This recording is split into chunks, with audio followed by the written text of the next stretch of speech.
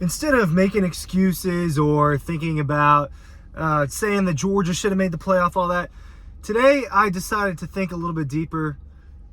What could Georgia have been better at this year? What could have put Georgia a little bit over the edge? What's another thing that maybe would have led them to being 13-0 heading into a college football playoff versus 12-1, with that loss to Alabama? And despite everything that happened in the SEC championship, they did get to Milroe a few times. I do think having an elite pass rusher, or at least an elite pass rush defense, or a little bit more production in that front, would really go a long way for the Georgia Bulldogs. I think that was a little bit of a difference this year, and it's a difference in games that they don't play as well in, because I'm going to reference a couple of them.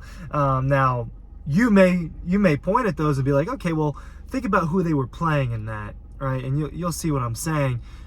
But an elite guy that can get there, and Michael Williams is kind of the player in Georgia's front seven that people point to in that. This is the guy, right? This is kind of like the next Trayvon Walker or not.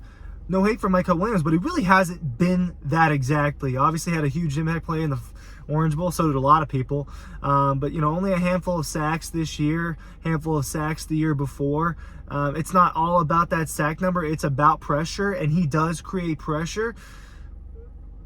There wasn't a guy in the front seven that you pointed at for Georgia this year and you say, that guy is scary. They have this guy.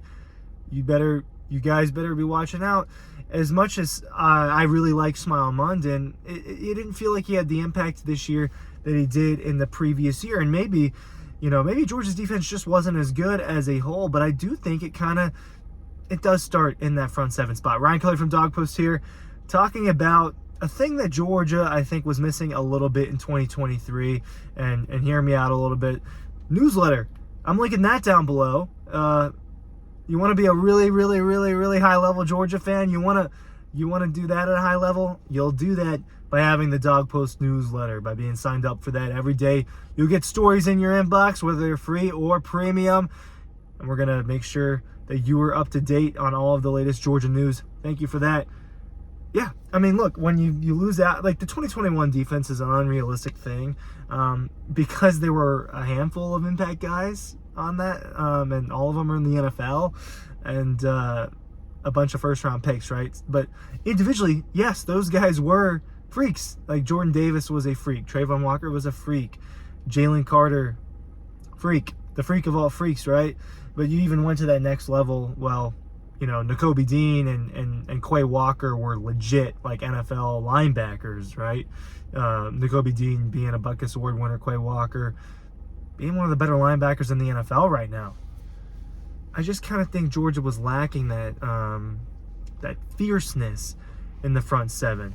I want to reference the 2021 SEC championship game. There were a lot of problems in that game for Georgia, and they did just that game got away from them, right? It wasn't a close game. 41-24 was the final there. Bryce Young and Alabama wins that game. What was the biggest problem? Bryce Young had all day to throw, a lot. I mean, there just wasn't pressure. You can't let good quarterbacks sit there and be able to pick a defense apart.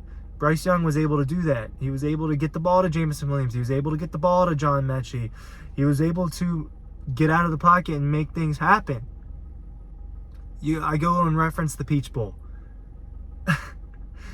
Maybe performances like what C.J. Stroud did are not completely fair to me to bring up in this, but, I mean, there were times where there were hands on C.J. Stroud, and you have to finish that. You had to finish that.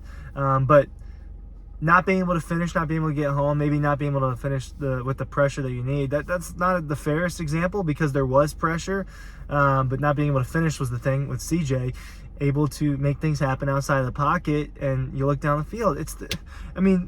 Go back to now I'm just referencing games in Atlanta, but the 2019 SEC Championship game was similar. Can't finish on Joe Burrow. What's he going to do? He's going to make you pay. It's one element of the game that I just wanted to focus on with Georgia in this sense that I think just wasn't on par with what it was the last few years. And honestly, it's not just during this championship run. Look at the COVID year. You had a guy like Azeez Ojulari making an impact. 12.5 sacks. having a double-digit sack guy in college football is, I mean, that's how you know that you've got someone that can really get after it. But we're seeing a sport where the statistics are starting to skew on sacks a little bit because quarterbacks are getting the ball out a little bit more, right? And that's happening. But when you watch Jalen Milroe against Michigan, what happened? I mean, he was getting suffocated. He was getting suffocated. There were other factors, but Michigan's front seven made him suffer. And I don't think Jalen Milroe is that great of a quarterback in general. You make a guy like that suffer, it's over. Alabama's defense did a good job of keeping it in that ball game because Alabama's offense did not play well against Michigan's defense. So that is an example. Georgia's defense did not play as well against Alabama as Michigan's defense did. Or did Alabama play its A game against Georgia? It's a good question. I think a lot of people are going to start throwing out there that Alabama just, was a little bit more true to itself against Michigan than it was against Alabama. And maybe that's the case, but I mean, what happened on December 2nd definitely matters, and that was a piece of the sample.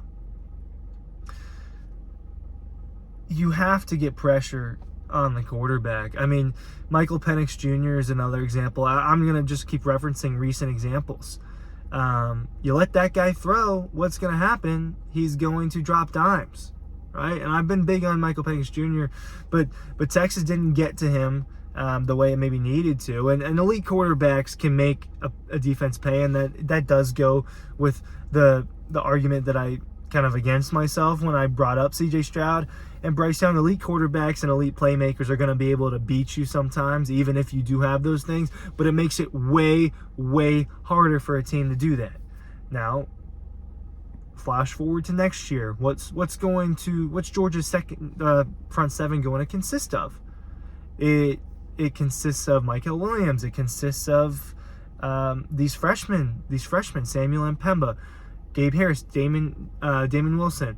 Those are going to be kind of the guys. Jalen Walker, a guy like that. A guy like Jalen Walker needs to be developed. I do always say there are a reason for things, and I do think that a lot of times there are reasons for why certain players are not on the field as much and why there are only maybe certain packages that they are assigned to be out on the field on. A guy like Jalen Walker is a guy that if he needs more developing, Georgia needs to tap into something like that, because a game wrecker, I think, makes the difference. You saw how Jalen Carter could make the difference.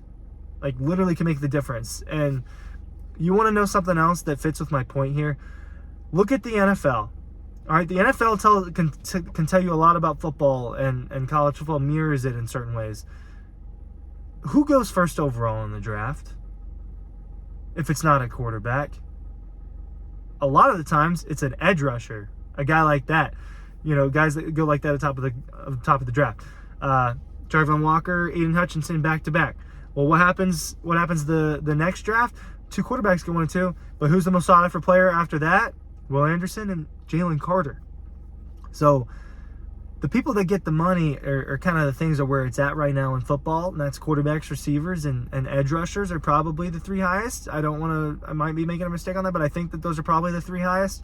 And that shows you it. That shows you that the way people value that position shows you how important it is, because wrecking a game for a quarterback makes things better for your defense. Thanks for listening. That is something, just an observation that I thought about today. I think Georgia's front seven specifically just causing havoc for the quarterback. Something I think needs to get better for them moving forward. If you want to go back to winning national championships, obviously we're talking about some marginal differences here when you talk about a perennial contender like Georgia. Ryan Curley from Dawg Post. Thanks for watching.